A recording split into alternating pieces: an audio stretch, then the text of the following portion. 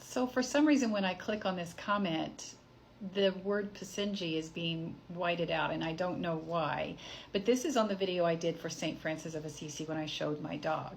And someone's asking if he's a Pasenji, and he is not. Here is a picture of him, but I'm going to give you a trigger warning because I'm going to show a picture of him when we got him in 2020.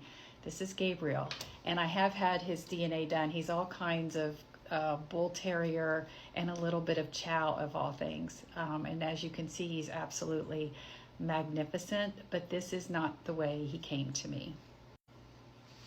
This is the way he came. He had been trapped after being on the run somewhere around 8 weeks. So everybody in our city was trying to catch him. Finally, our wonderful animal care and control was able to get him.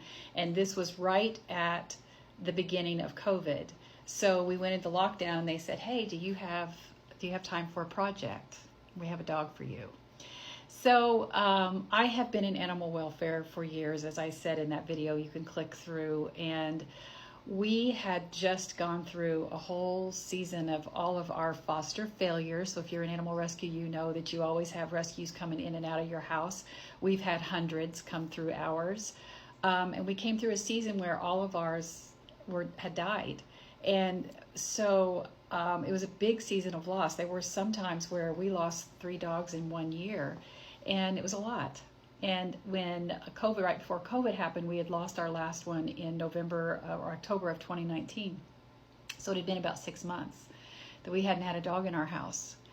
So here comes this dog, and he needed a home. He needed a place where he could rehab and start to trust people again and put on weight. When he came to us, he weighed 18 pounds. And that first picture I showed you, he weighs about 52. So he's extremely reactive, and I protect him vehemently because I know that there's some things where he is just high risk. We don't walk around people. We don't walk around other dogs. Yes, I work with a behaviorist and a trainer, but I'm also learning those because as a rescuer, we take the flawed, the broken, the high risk, and we typically take them and get them to qualified people. I wouldn't say I'm a qualified person for this kind of dog, but if you know what's happening right now in the animal welfare systems, you know that a lot of places are overcrowded and a lot of places don't have the resources to take care of these dogs. And I'm not saying that I would rehome him at this point in time anyway. He's been with me for 3 years, over 3 years, and I'm his person. I mean, I think he has definitely bonded to me and is kind of obsessed with me, and that's okay because I'm at a point in my life where I can give him some of that attention. So one of my trainers said to me, make sure you put him in positions where he will not fail. And that's basically what I live by. I don't put him in situations where I think that he is going to be a bite risk or someone is going to be perceived as threatening to him. So yeah, we get along just great. We're both broken and we both need each other. So it works out. Thanks for asking.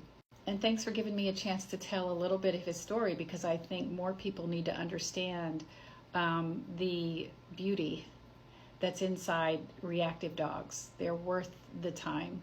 They're worth saving.